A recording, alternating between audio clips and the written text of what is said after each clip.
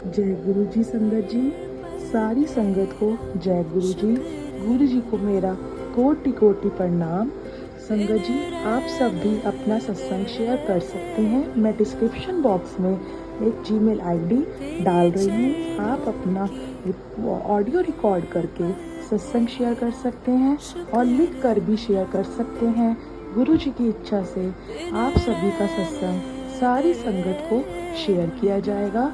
जय गुरु जी, शुक्राना गुरु जी। मुझे लगा कि शायद मेरे से गुरु जी कुछ वाकई में कुछ बुलवाना चाहते हैं, और शायद इसमें जैसे मुझे सत्संग से बहुत सारे सवालों के जवाब मिले, शायद गुरु जी मुझसे भी कुछ सत्संग बुलवा के किसी के सवालों के, मैं आई एम जस्ट शिवरिंग। तो मैं कुछ, अगर टाइम है तो मैं कुछ पहले से बोलना शुरू कर सकती हूँ।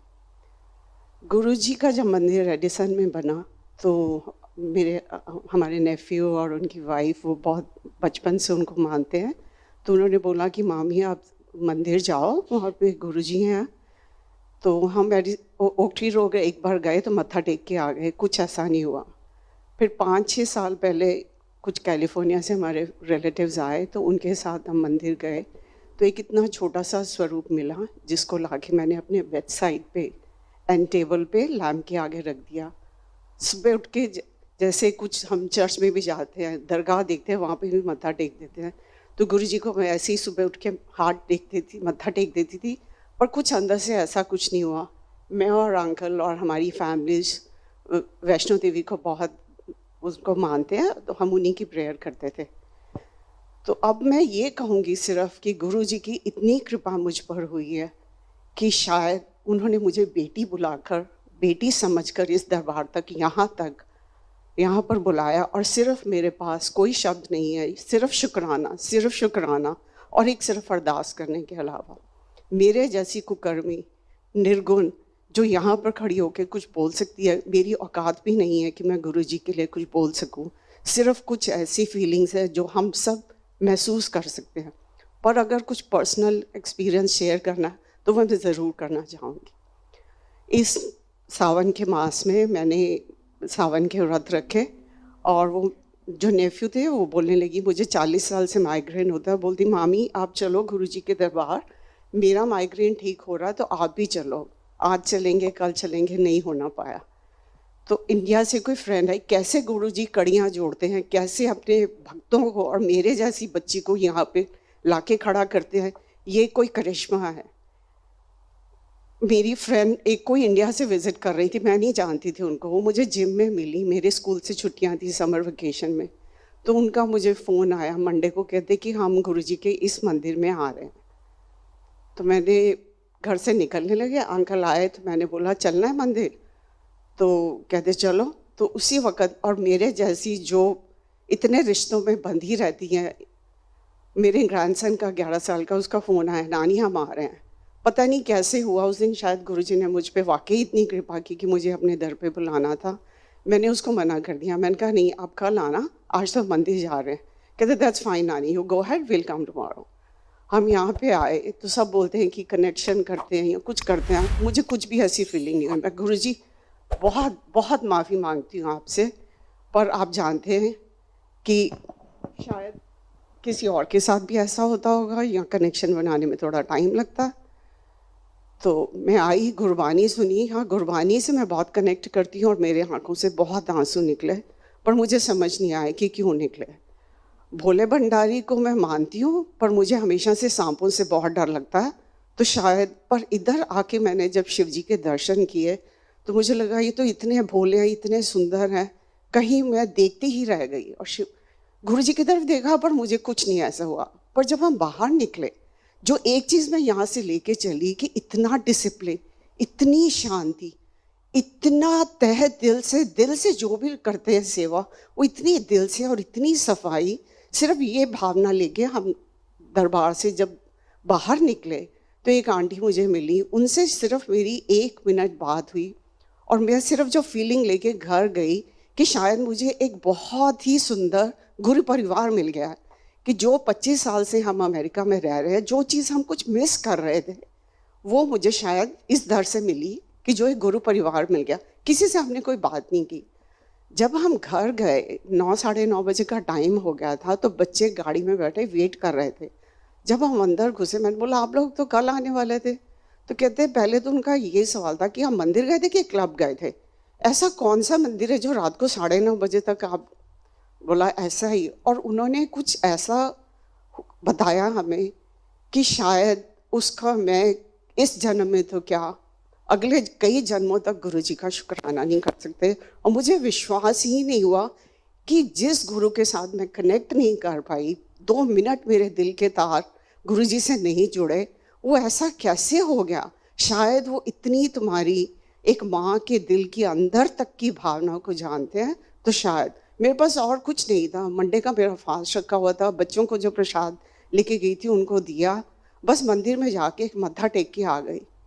फिर ये लगा कि शायद ये हमारी तुच्छ बुद्धि होती है। वाइब्रेशंस तो सब जगह गुरुजी की वही है, पर हम कितना एक्सेप्ट करते हैं, कितना ग्रहण करते हैं, वो हमारे पे होता है। जब मैं यहाँ बैठी थी मुझे लगा नहीं, मुझे तो कुछ नहीं हुआ, शायद हम दूसरे मंदिर जाएंगे, शायद वहाँ पे कुछ कनेक्ट होगा। पर गुरुजी ने जो ऐसी लीला दिखाई कि हमें लगा नहीं, अब हम कहीं और जाने से पहले थर्सडे को यहाँ पे आके शुक्राना करके जाएंगे। हमने शुक्राना किया और फिर चले गए। शुक्राना करना ही काफ़ी नहीं था, मुझे गुरुजी की ऐसी कृपा हुई कि मुझे चाय प्रसाद और जल प्रसाद का भोग लगाने का मौका मिला। गुरुजी की कृपा कहती हूँ, उसके लिए बहुत बहुत शुक्राना। जब मैं अंदर गई तो जो मैंने नज़ारा देखा वो बयान नहीं कर सकते, हम लोग सिर्फ महसूस कर सकते हैं, क्योंकि हमारी इतनी औकात नहीं है कि हम परमात्मा के लिए कुछ भी बोल सकें। पर फिर भी मैंने जब घर गई मंडे के बाद, तो मैंने सिर्फ सत्संग ही सुनना शुरू किया, क्योंकि मुझे कुछ भी नहीं पता था गुरुजी के बारे में। तो जब मैंने सिर्फ इतना सुना कि कुछ मांगते नहीं है, सिर्फ मानते हैं, तो मैं अंदर गई। मुझको सिर्फ एक अरदास करनी थी, मैंने अरदास की और मैं दरवाज़ा खोल के बाहर आ गई। तो जो आंटी बाहर खड़ी थी उन्होंने बोला नहीं बैठो और बैठो, पर मुझे समझ ही नहीं आया। मैं सिर्फ देखती रही और सिर्फ बस अरदास करती रही। मुझे लगा मैं वही अरदास बार बार रिपीट करूँ, मैं क्या बोलूँ गुरुजी के सामने। आ गए हम। तो फिर उस वीक में हम लोग संडे को फिर आए। बड़ा अच्छा लगा था कि गुरुजी ने एक के बाद एक मेरे पे अगर कृपा कर रहे हैं तो शायद वो मेरा हाथ पकड़ना चाहते हैं। मंडे को फिर हम आए, अंकल आए, तो मैंने बोला चलना है, मैं तो दोपहर को आ जाती हूँ, ये थके हुए आते हैं। कहते हाँ चलो चलते हैं। यहाँ पर आई, हम वहाँ कोने में बैठे थे। आंटी आके मेरी आंखें बंद थी, बोलती कि आप जो जगाओ। मेरे को गूज बम्स आ गए कि मेरे जैसी बंदी को ये क्या करिश्मा दिखा रहे हैं, लीला जी दिखा रहे हैं, लीला कर रहे हैं गुरुजी, कि हमने जो जगाई। पर मुझे बहुत अंदर से इतना मतलब रोना ही आ रहा था। शायद कहते हैं ना गुरुजी आपके ऊपर काम करते हैं, वो आपकी मैल धोते हैं। तो शायद गुरुजी ने मेरे ऊपर काम करना शुरू कर दिया और मेरी मैल जो है वो आंखों से निकल के बहने लगी। पर मैं जो सबसे बड़ा सत्संग ये बताना चाहती हूँ, जो शायद एक जादू की तरह लगता है, और ऐसे लगता है कि कुछ गुरुजी वेल स्क्रिप्टेड लिखते हैं, करते हैं। 31 जुलाई को पहली बारी हम यहाँ पे दरबार में आए और 10 अगस्त को मेरे ब्रदर का इंडिया से फ़ोन आया, कहता कि पापा जी आज बोलते हैं कि उनके जाने का टाइम आ गया। मैं बड़ी परेशान, मैंने कहा वो तो इतने स्ट्रॉन्ग है, ऐसे कैसे बोल सकते हैं कि मेरे जाने का टाइम आ गया। और कहते हैं कि गुरबानी में सारे शब्दों सारे सवालों का जवाब मिल जाता है। और मैं यहाँ पे आई थर्सडे को, तो मुझे भी मेरे उस सवाल का जवाब मिल गया। पहली गुरबानी चली तो मुझे पता चल गया था कि आज पापा जी का आखिरी टाइम आ गया। ही lived his full life. 90th birthday था लास्ट ईयर, हम लोग गए और सेलिब्रेट करके आए। पर उस दिन थर्सडे को मुझे ये पता चल गया कि अब ये वाकई ही जाने वाले हैं। तो सैटरडे को सुबह जब मैं उठी तो सब पता चल गया था कि वो गुरुजी ने उनको अपनी शरण में ले लिया। और अंकल चले गए संडे को, पर किसी वजह से मैं नहीं जा पाई, क्योंकि मैं बहुत इमोशनली वीक हूँ। और शायद गुरुजी ने मुझे एक फादर फिगर और एक बेटी समझ के मुझे 13 दिन पहले अपने दरबार में ले आए। ये इसको आप जादू नहीं या करिश्मा नहीं समझोगे तो क्या कहोगे। और मेरे लिए वो क्लोजर शायद बहुत मुश्किल होता, पर यहाँ पर आकर गुरु शरण में आके मेरे लिए अब मैं सिर्फ उनमें एक पिता का ही रूप देखती हूँ क्योंकि गुरु को अपनाना मेरे लिए मैंने कभी सोचा नहीं था। 2.5 साल पहले जब हम इस घर में डाउनसाइज करके मूव हुए तो मन अंदर से कुछ ढूंढ रहा था स्पिरिचुअली। तो पहले अंकल मेरे साथ टीवी इसलिए नहीं देखते थे, कहते ये डॉक्टर ऑज का शो देखती रहती है, ये क्या देखना रोज। उसके बाद यहाँ पर आने के बाद यही हुआ कि कोई भी सत्संग, कोई भी स्पिरिचुअल गुरु को जो भी यूट्यूब पे आता था मैं देखना शुरू कर देती थी। तो कुछ जो अंदर ढूंढ रहा था मन आगे की स्पिरिचुअल जर्नी के लिए, वो जब मैं यहाँ पर आई तो मुझे लगा शायद ये दरबार है जो गुरुजी मेरा हाथ पकड़ के मुझे आगे की तरफ लेके जाना चाहते हैं। तो उसके बाद जब मैंने सत्संग सुनने शुरू किए तो मैं फिर जो कुछ था वो डॉट्स को कनेक्ट करना शुरू किया कि शायद मैं इस चीज़ को समझ नहीं पा रही कि बटरफ्लाई, लोग शेयर करते हैं कि बटरफ्लाई के दर्शन होते हैं। तो एक दिन मैं सत्संग सुन रही थी यूट्यूब पे, तो उन्होंने बोला कि आप जो है वो मैनिफेस्ट करो जो जो कलर की आप बटरफ्लाई देखना चाहते हो। तो मैं ऐसे ही बैठी, मैंने बोला, मैंने भी अपने मन में किया कि येलो। तो जब मैं बाहर निकली तो आगे येलो, पीछे येलो बटरफ्लाई, जहाँ जाऊँ वहाँ येलो बटरफ्लाई। मुझे नहीं पता इसका मतलब क्या था, क्योंकि मैं अभी मंदिर आना शुरू ही हुई थी, 3-4 हफ्ते हुए थे। और जब मैं यहाँ पे दरबार पे आ रही थी तो मेरी गाड़ी की विंडशील्ड के ऊपर आके फिट जैसे ठक करके फिर येलो बटरफ्लाई। मैंने बोला जय गुरु जी, मैं इससे ज़्यादा और कुछ नहीं बोल सकती कि आप मुझे क्या दिखाना चाह रहे हो, ये आप ही की लीला है। तो मेरे पास छोटी छोटी बातें तो बहुत हैं करने के लिए, पर मेरी सिर्फ गुरुजी के चरणों में यही अरदास है कि जो भी गुरुजी आपके चरणों में लगा है, जो भी आपकी तन मन धन से सेवा कर रहा है, हम सब निर्गुणी हैं, हमारे पास कोई भी शायद अच्छे गुण नहीं है। हमें आगे की तरफ हमारी स्पिरिचुअल जर्नी को आप आगे ही ऐसे ही हाथ पकड़ के सबको सफल करना। और कहते हैं कि जब गुरुजी का स्वरूप घर में आता है तो शायद गुरुजी खुद आते हैं। और वाकई कि जो मेरे पास इतने छोटे से स्वरूप थे, मुझे वो दिखाई भी नहीं देते थे मंदिर में। और जब मैंने यहाँ आना शुरू किया तो अंदर से कुछ ऐसे हुआ, वो मैंने एंड टेबल से उठा के मैंने मंदिर में रख दिए। तो जब मैं मत्था टेकती थी सुबह, मुझे दर्शन भी नहीं होते थे।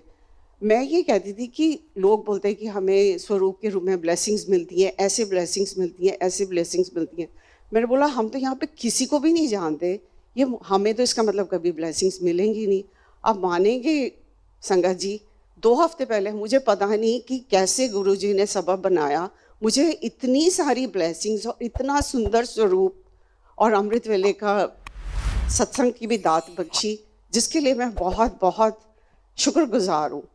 कि जब अंकल का एक्सीडेंट हुआ था तो मुझे मैसेज आ रहे थे कि तू चिंता नहीं कर, मैं तेरे नाल हूँ। मैंने सोचा ऐसे कैसे ये मैसेज मेरे लिए हो सकता, पर वाकई जब अंकल का एक्सीडेंट हुआ और मैं घर में घुसी तो देखा सिर्फ शब्द चल रहे थे, तो मुझे लगा कि वाकई गुरुजी ने जो है हमारा हाथ पकड़ा है। जब कहा कि मैं तेरे कार आ रहे हैं तो तैयारी कर ला, मैंने बोला ये कैसे मेरे घर में आ रहे हैं। पर वाकई उस दिन मुझे कुछ लगा, 2-3 बार ही देख रही हूँ ऐसे कैसे। मैंने मंदिर के आगे की जगह साफ कर दी, कपड़ा बदल दिया, और वाकई जब मुझे गुरुजी का स्वरूप इतना सुंदर और सब कर रहे हो क्या। चरणों की धूल को मैं सिर